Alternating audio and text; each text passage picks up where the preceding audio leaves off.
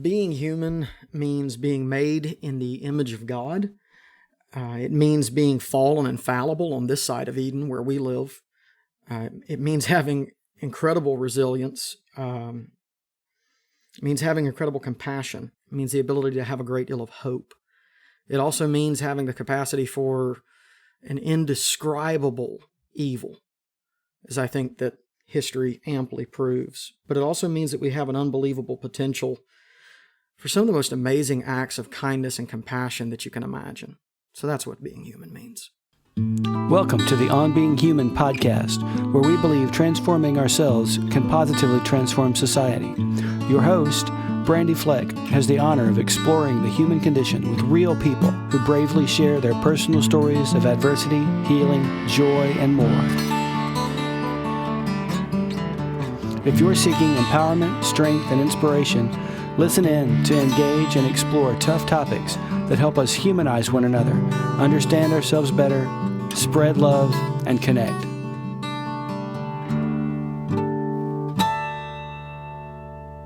Nobody ever brings up the evil, I think.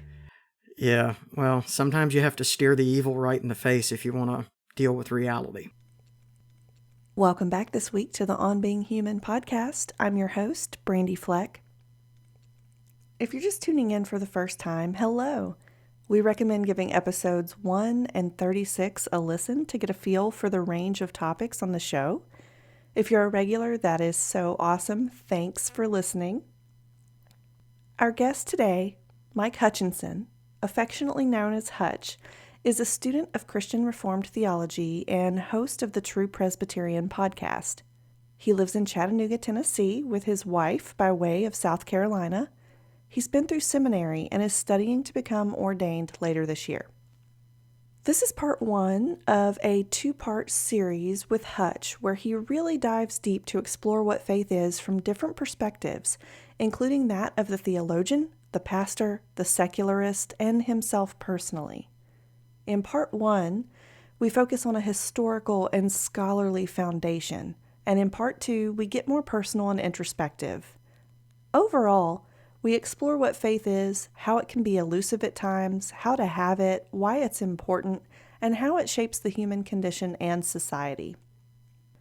To be more specific, in part 1 today, we get to know Hutch's journey into becoming a pastor, what seminary was like, the difference between religion and spirituality, the types of non-Christian and Christian faith, a light history of Reformed Presbyterians, what Reformed means, and deep technical definitions of faith based on an explanation of doctrine.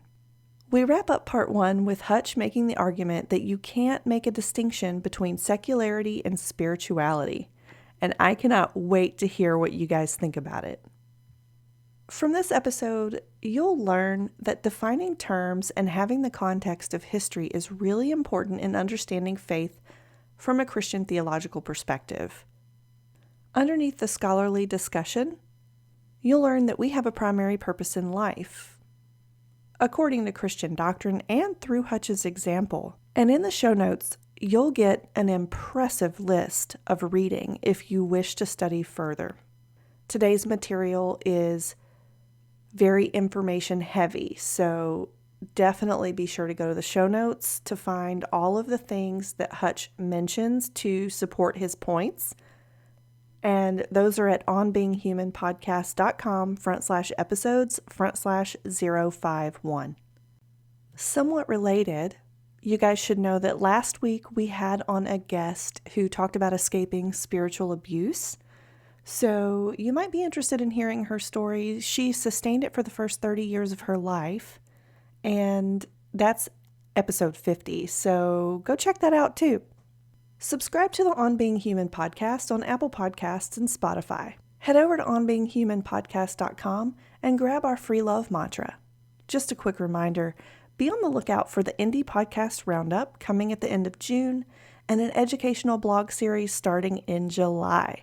The topic of that blog series will be revealed very soon. Now, let's hear from Hutch. Well, Hutch, welcome to the show today. How are you doing? I am doing okay. So, life is what life is. I'm standing upright and breathing, which is a great start. So I'll take it. Awesome. Awesome. Well, thank you so much for coming on the show today. I'm excited that we're going to talk about faith and we're going to really dive into some deep aspects of it, I think. So before we do that, please tell us a little bit more about who you are and what you do. I am Mike Hutchinson. I live with my wife in the city of Chattanooga, Tennessee. I only halfway jokingly say that I've been exiled here from my home in the great state of South Carolina. We moved here about 5 years ago. So I am a student of Christian theology, particularly in the Reformation or Reformed stream. I'm also the host of a podcast called the True Presbyterian. It's an educational show primarily. We're trying to introduce folks to Reformed theology, which can be a little difficult for people to wade into sometimes. There's a lot of material that's out there, so I wanted to try and create the lowest barrier to entry that I possibly could. I'm trying to do that by interviewing some of the best theologians that I can get my hands on, and it's been relatively successful so far. I'm also a ministerial candidate in the Presbyterian Church. I'm a son. I'm a husband. I am an inveterate reader. I'm sitting in a room with about 7,000 books right now. Wow. And I'm also a completely unapologetic fan of Bob Seger and the Silver Bullet Band. Awesome. Awesome. Well, what part of South Carolina are you from? Because I am also a transplant in Tennessee by way of South Carolina. So that's really cool. So the family is all originally from Marion County. So Okay. we're all from down around Nichols and Mullins and Marion and that area. But I grew up in the panhandle of Lancaster County up near Charlotte. Okay. So I grew up there, went to high school there, and that's where my family is now. But historically, the Hutchinsons have always been down in the PD region. Gotcha. Gotcha. I grew up in Greenville, so upstate Okay, well, too, but that is where we moved to Chattanooga from. That's where I went to seminary. It was at Greenville Presbyterian Theological Seminary. wow. Okay. Well, it's a So- really small world. Yeah, it is. So awesome. Yeah, I will say in fairness that I don't miss the traffic on Woodruff Road. Yeah.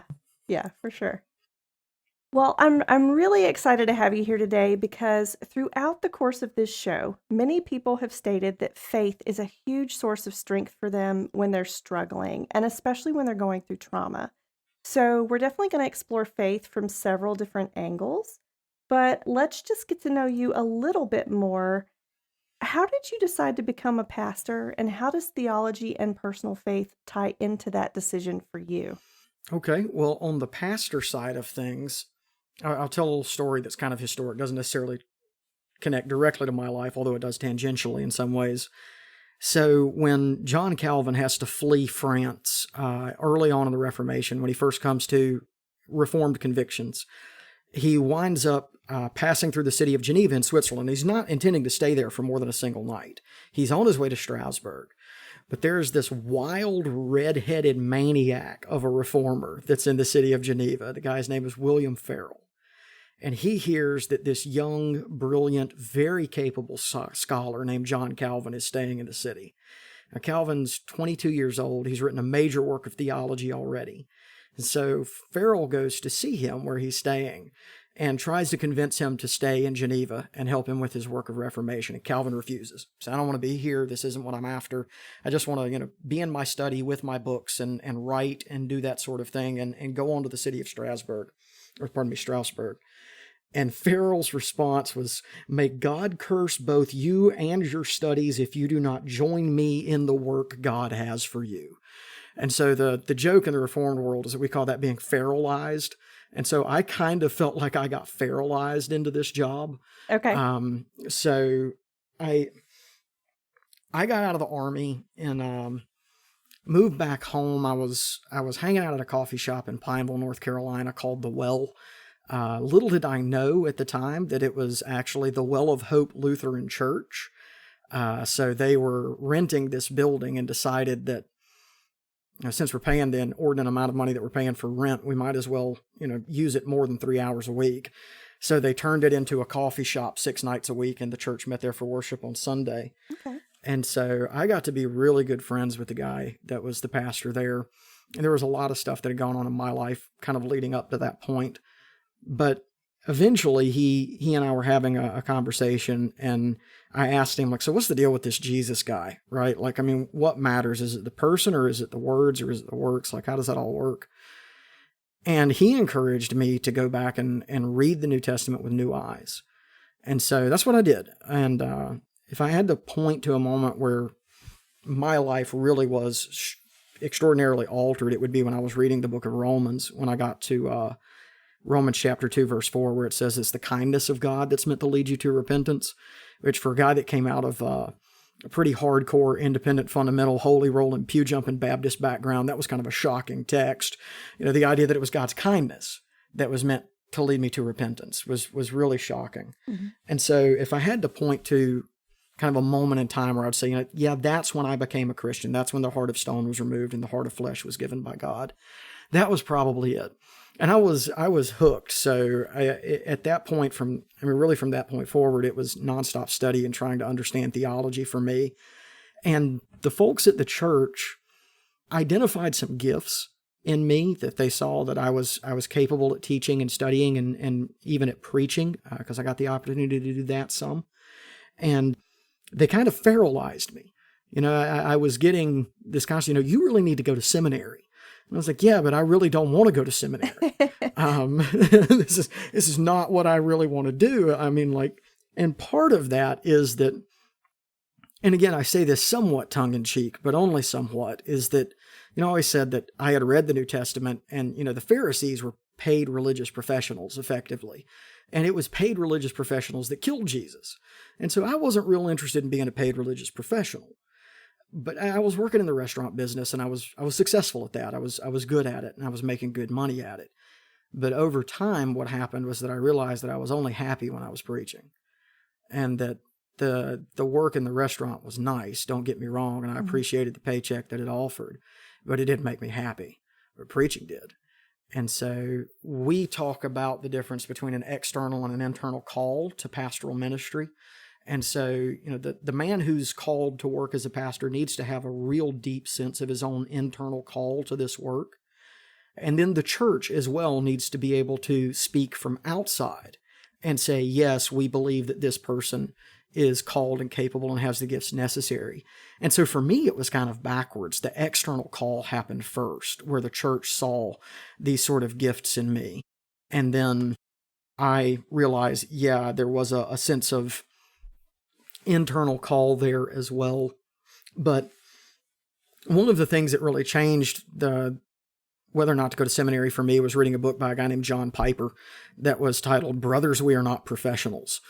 And so that was the antidote that I needed to the idea that being a pastor meant that you were going to have to be this paid religious professional. So the pastorate is a lot of things, but we are not professionals the way that lawyers or doctors are. I'm not a professional Christian.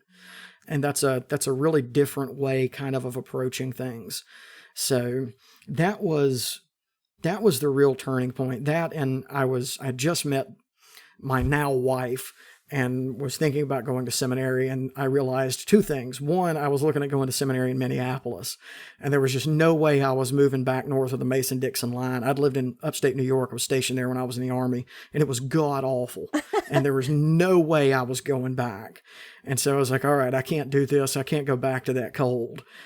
Or at least I can't go back to that cold without her. Gotcha. And so we got engaged, and then we were looking around, and I tripped over the website for Greenville Presbyterian Seminary.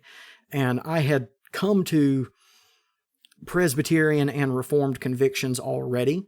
So that was a very providential. It was very hand in glove for me to wind up there. Okay. So we got married, went on our honeymoon, and started seminary all in the space of 3 weeks. Wow. Okay. Yeah. If I had that to do over again, I'd do it very differently. Yeah. So I would have at least a year with my wife before seminary started. That would have been much better. Gotcha. What was seminary like? Well, it's going to depend on where you go to seminary. For me, seminary was rather intense. Okay. Greenville is a very old school seminary.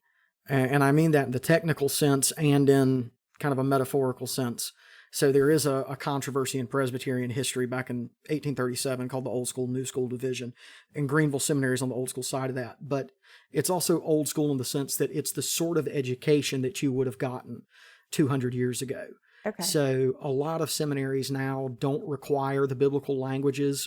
You can take them as an elective if you want to.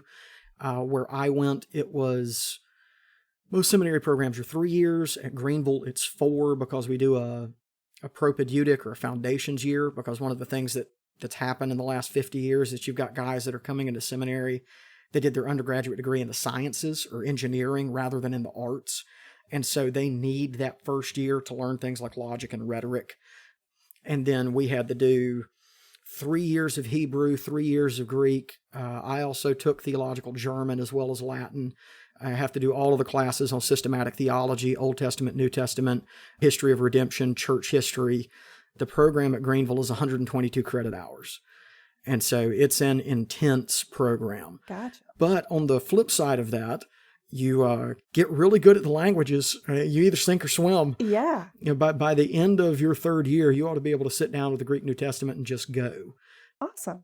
And maybe you'll be able to do that with the Hebrew. That's a little tougher, though, because Hebrew is written backwards. It looks like somebody dipped a drunk chicken's feet in ink and let it wander across a page. And so Hebrew was never my strength. I have to stay on top of it every day if I don't want to lose it. Okay.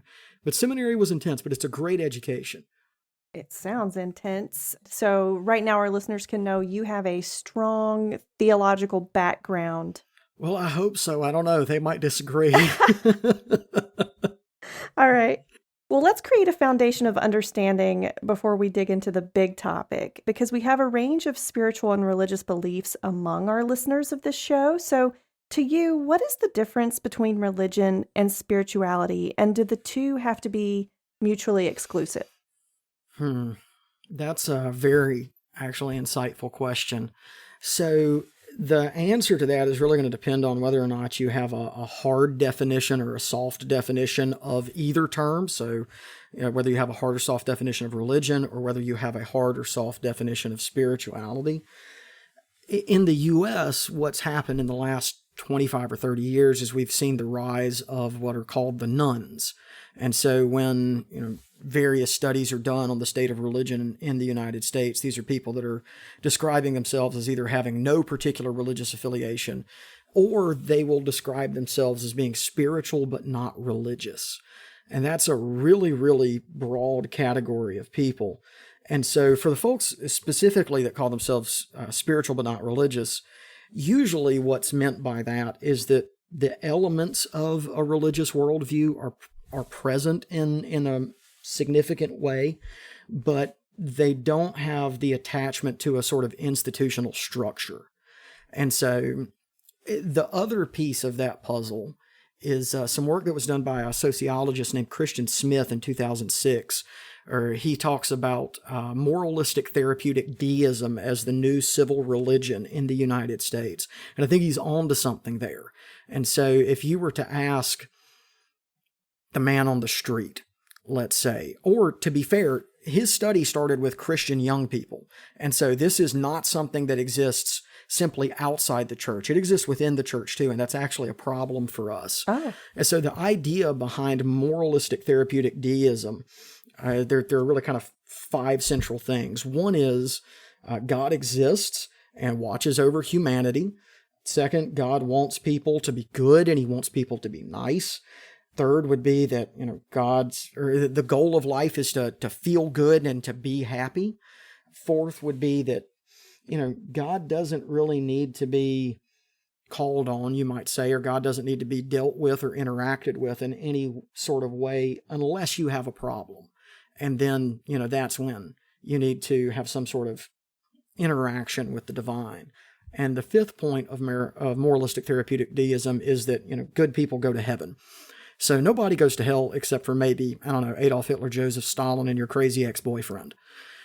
So that's kind of the central tenets of moralistic therapeutic deism. And that's really widespread. So in a different sense than thinking of spirituality as something that's not attached to an institutional religious structure, and thinking of religion as something that's more rigid, what I would say is that religion is the larger system of doctrine, or the larger system of belief, And then spirituality is how that doctrine actually gets put into practice. So what you believe needs to be consonant with how you believe, if that makes sense. Okay.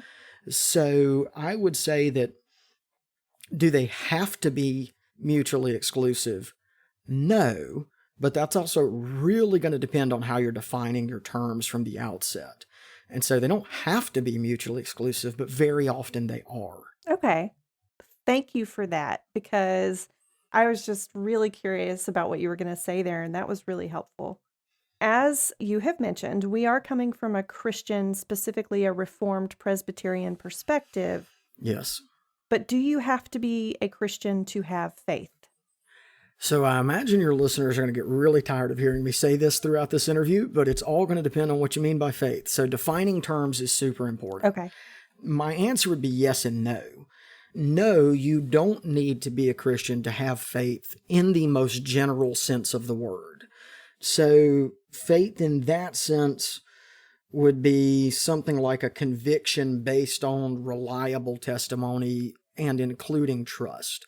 So people have faith in all sorts of things in that sense. In that sense, faith is, we might say, it's nothing more than assent to a particular proposition. So in that regard, yeah, people have faith all the time. From a Christian standpoint, yes, you do need to be a Christian to have faith in the Christian sense of faith. Okay. And so we would distinguish within the Christian world between kind of four types of faith. There's a temporary faith that you see where, you know, Johnny shows up to the local revival meeting and he gets religion and, you know, walks the aisle and boo-hoos at the altar and then never sets foot back in the church. His life never changes, still goes home and dogs his wife. You know, just nothing in this guy's life is altered. And so we would refer to that as temporary faith. So yeah, he seemed like he had faith, but there's no evidence of it. And so that faith, the parable that Jesus tells in the Gospels is the parable of the soil. So that's the soil, or that's the seed that's spread on soil that goes down and hits rock and just immediately dies out. It doesn't go anywhere. And then we would also talk about a sort of historical faith where you'll meet people that really know Christian doctrine very well, mm-hmm. and that can explain it in a very profound way and would assent to a certain amount of the historicity of the Old and New Testaments. I mean, that's going to differ scholar to scholar, one might say. But they don't actually have faith. It's just a mere sort of intellectual knowledge.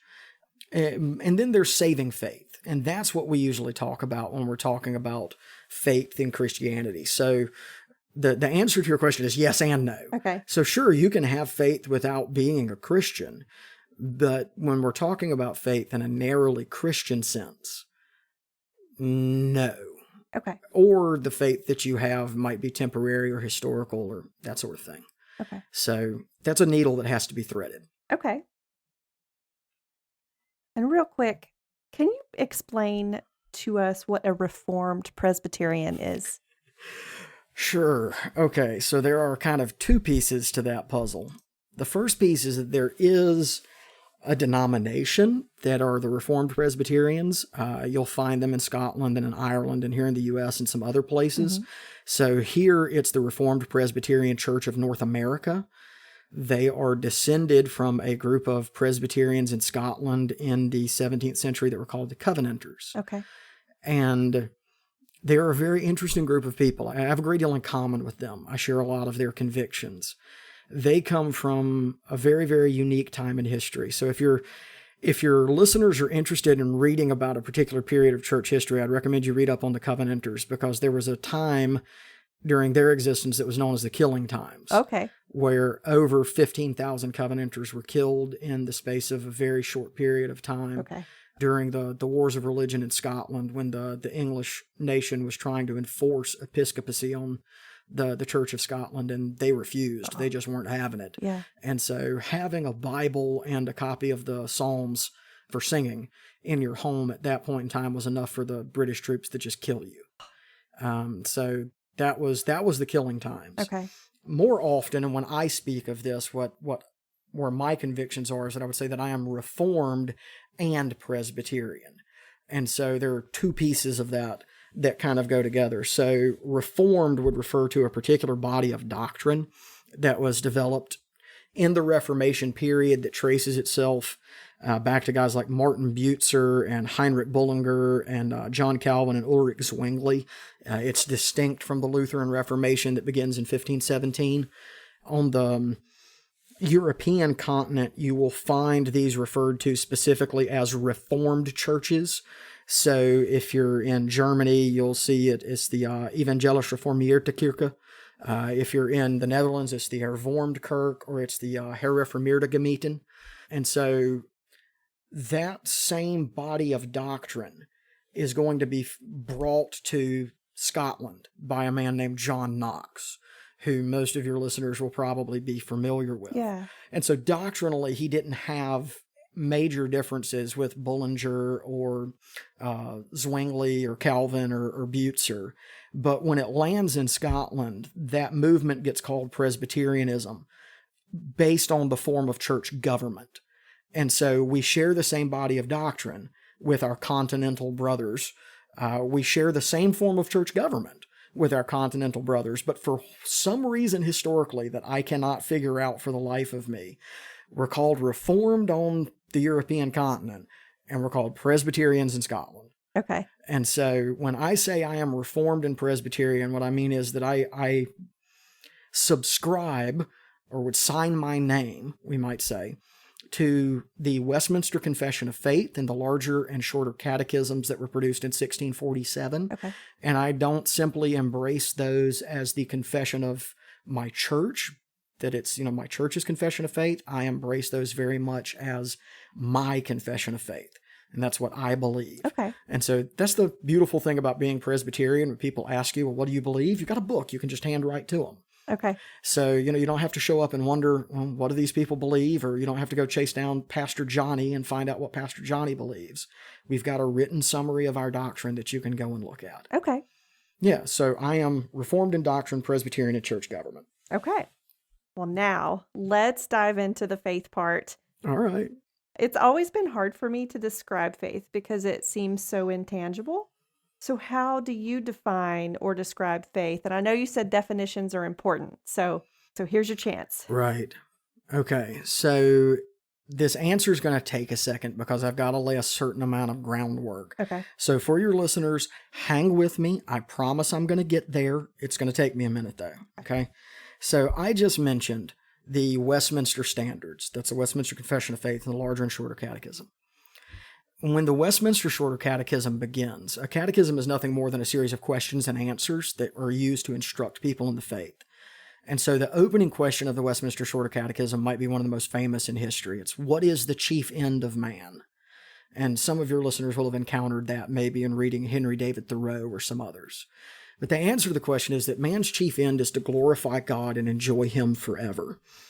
And the second question of the catechism is, what rule hath God given to direct us how we may glorify and enjoy Him? The answer to that question is the Word of God, which is contained in the Old and New Testaments, is the only rule to direct us how we may glorify and enjoy Him. So there's sort of two things we can take from that in summary. One, man has a primary purpose in life. Right? That's what the confession, or the catechism rather, is talking about when it uses the phrase chief end. What is mankind's primary purpose? It's to glorify God and enjoy Him forever. And then the way that we discover how we are to glorify God and enjoy Him forever is that we discover that purpose in God's Word. So now, you and I and everyone else that's listening to this, we're all downstream of Genesis chapter 3, right? So everybody's looking for this high point in history. It's behind us, and we're all just have to deal with it. And so the high point for us is a long time ago, and everything else is just downhill. Okay. But when Adam is created, together with Eve, prior to the fall in Genesis 3, he's created in what we would refer to as a covenant of works. A covenant is nothing more than an agreement between two parties, okay? So think of it almost like a contract. Okay. So the covenant of works was this agreement that God had entered into with Adam. And the conditions of the covenant on Adam's side were perfect, perpetual, personal obedience. So Adam's job is pretty straightforward. He needs to obey God's law perfectly, he needs to obey it perpetually, and he needs to obey it personally. And he was in a place where he could do that in Genesis chapter 2. But then everything goes sideways, and Adam and Eve fall, and the world that we know now begins in this really particular way. But on the other side of the fall, God enters into another covenant with Adam as a representative of humankind, and that's the covenant of grace, where life and salvation, the conditions of the covenant, life and salvation now are offered freely to sinners, and what's required of them is faith in Christ so that they may be saved. And so if I were looking to define faith, because that gives us a sort of historical narrative context for where we are and the reality that we find ourselves in. So if I were going to define faith, I would go to John chapter 1, and it's verses 11 and 12. It says, he, speaking of Christ's incarnation here, so that's who the he is at the beginning of this verse. It says, he, or that is Christ, came to his own, but his own people did not receive him. But to all who did receive them, who believed in his name, he gave the right, or the authority, we might say, or the power to become children of God. And so faith in that particular chapter and verse is defined as receiving Christ.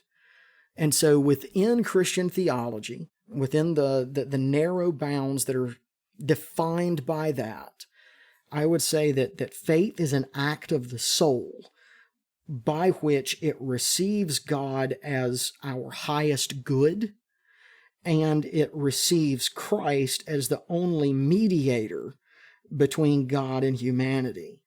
And apart from this faith, we are not able to glorify God and enjoy him forever, which takes us back around to Westminster Shorter Catechism question answer 1, where I started this. But if you go to Psalm 37, verse 7, faith is also described as resting. And so there is this idea of rest that's involved in faith. So Psalm 37, verse 7 is, rest in the Lord and wait patiently for him. And so there's this sense that faith is not simply receiving, it's also resting. Okay. And so there is a certain amount of trust, you might say. So historically, if you move into a more systematic presentation of theology, the Reformed and the Lutherans together, we've defined faith as having 3 constituent elements.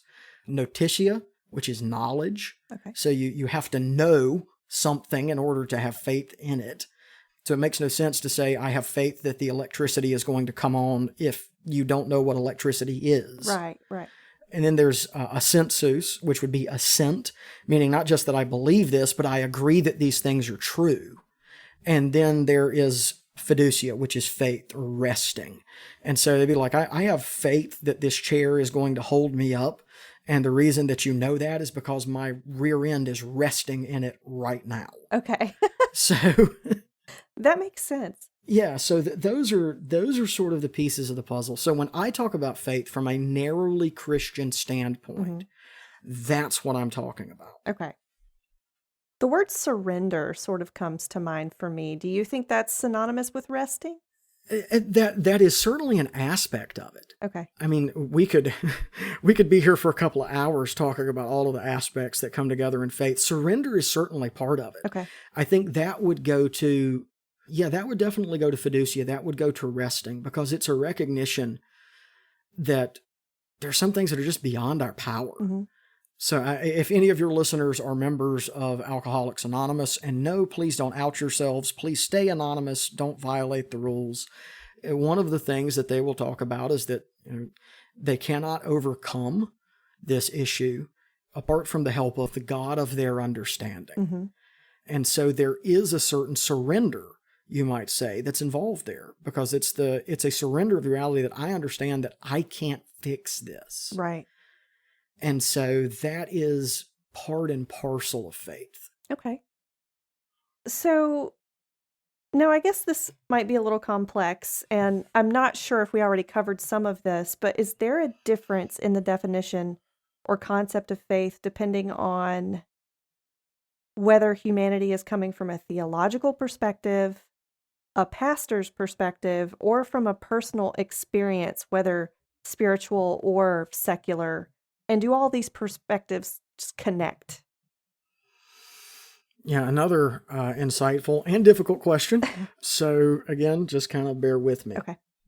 There is a certain amount of overlap between those four categories. So I think that would probably be the best place to start. Now, the answer that you give regarding faith is going to be slightly different from a secular point of view because there are enough variations within a largely secular worldview that it would be hard to nail down particularly. So I'm just going to have to deal with secularism real generally. I can't dive too deep on specifics because then someone's going to listen to this and go, well, that's not what I believe, and I consider myself a secularist. But there's a really wide perspective and a really wide spread there. The theological and the pastoral and the personal, though, those are really intertwined very, very powerfully, especially in my own life and for the life of others as well. I mean, so I'm a theologian by trade. I'm a pastor in training, and I'm by God's grace hope to be a better Christian tomorrow than I was today. Although some days I'm not the guy that you want to talk to about this stuff because all you're going to get's me. I have a very, very limited amount of money in the emotional bank account. And so, you got to be kind of careful how you spend it. So, if you call me at 2 a.m. in the morning, somebody needs to be either dead or dying or about to be dead, because otherwise we're going to have a problem. I want my sleep. Yeah. And so if you're looking for me to be the nice, cuddly, fuzzy guy that, you need in that pastoral situation at 2 a.m., you're probably going to be disappointed. Okay. So, but those three things are related. So I can't separate in my own life approaching faith theologically, pastorally, and personally, because all of them are involved in my life. Okay. By the same token, the theological definition that I provided just a little bit ago is the definition that informs my personal faith. It's the definition that informs my pastoral labors. It's the definition that has come from my years now of studying theology. And so that's kind of where I would land there. Now, where it comes to the more broadly spiritual, so we'd say like our spiritual but not religious, or our friends who are secular, I would say this. I don't think that you can make the hard and fast division between the spiritual and secular as easily as most people want to. I think that that's true from a number of viewpoints. I mean, you can certainly see it historically. So that's what's behind a lot of chapter 4 of Mark C. Taylor's book, After God, which was published by the University of Chicago Press, I think 6 or 7 years ago. So he spends an entire chapter of that book really talking about what he calls religious secularity. You can find the same idea present in the work of Friedrich Nietzsche when he wrote his little essay titled The Madman, which is amazing. I actually highly recommend that people read that for themselves and don't just get it from the 13-year-old atheists on 4chan, because they don't understand what they've read. Gotcha. That's where the famous quote, "God is dead," came from. It comes from Nietzsche's essay on the madman. And Nietzsche, contrary to popular belief, doesn't say that in a good way. And so Nietzsche has the story is that this madman is roaming through this town looking for God. And the people that are in this marketplace start to mock him, like, "Oh, did he wander away like a child? Is he lost and can't find his way home?" And it says, "And the madman leapt into the center of them with the lantern in his hand and said, 'I'll tell you where God is. God is dead, and we have killed him. And what sponge or soap is there that can be used to blot away this horrendous crime?'" And so Nietzsche's view is that God being dead was actually really terrible, and that what was going to come downstream of that was nothing more than the will to power, and that the 20th century would be bathed in blood. And let's be fair, Nietzsche wasn't wrong. Yeah. So all you have to do is look at the history of the 20th century to see that. But what's behind Nietzsche there, what's going on, is that he's pointing out that the state that Christianity found itself in 19th century Germany was such that it had sown the seeds of its own destruction, in his opinion. And so secularity is really the outcome of Protestant Christianity. It's the same thing that Dr. Charles Taylor talks about in his book, The Secular Age. Carl Jung also tackles this in his work, Ion. And so this is really everywhere that you look, is that the idea that you can make this hard and fast distinction between secularity and spirituality, I don't think can really stand up to a great deal of scrutiny, because secularity is the outgrowth of the Enlightenment age, that period that runs from 1687 to about 1800. And the Enlightenment itself is the product of the Protestant Reformation. And so, in reality, despite all of its efforts, and it's made a lot of efforts, secularism has never really been able to escape its Christian roots, and I don't think it can. So it relies so much on the Christian underpinnings that have gone before it for 2,000 years that it really can't get away from them. And I think that connection can be seen even apart from history. I mean, I think you can see it in art. Right? It's incredibly difficult to produce truly secular art, even for someone who had described themselves as a secularist. So you can see that, for example, in Pablo Picasso's painting, Guernica. It's one of the most disturbing and deeply moving paintings that I've ever seen. He painted it in the aftermath of the firebombing of the city of Guernica during the Spanish Civil War. And if you can stand in front of Guernica and not be moved, there is something deeply wrong with you. You can see it in Van Gogh, in his painting, Starry Night over the River Rhone. And that's not the Starry Night that most people think of when they hear Starry Night. It's not the one that everyone recognizes. It's a different painting entirely. Okay. You can see it in Van Gogh's other painting, the Hospital Garden at Arles. You can see it in literature. It shows up in the works of Yuri Trifonov, particularly in his book, The House on the Embankment. You could also see it in the work of Yuri Lvovich Slazkin. He wrote a book called The House of Government about 5 years ago that was about the shape and state of things after the Russian Revolution. And two things come out of that. The central thesis of his book, that I think is more than amply proven, is that the secularism that was married to the Marxist-Leninism of the Russian Revolution was actually a millennial religious cult. And what they were trying to do was bring the new heavens to earth by their own efforts. Okay. And so even there, in all of this, literature, art, music, wherever you go, it's really difficult to escape the spiritual.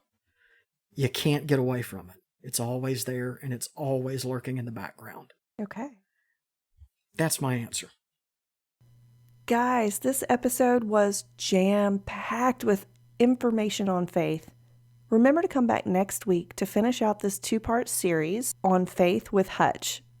Next week, we'll be shifting focus from the scholarly aspect of faith, although that's still there, but we'll be shifting focus on providing context to why people rely on faith in hard times. We also get personal. I ask Hutch to give us examples from his personal life of times he's been short on faith and also when he's only had faith to rely on. He lets us know, so don't miss it.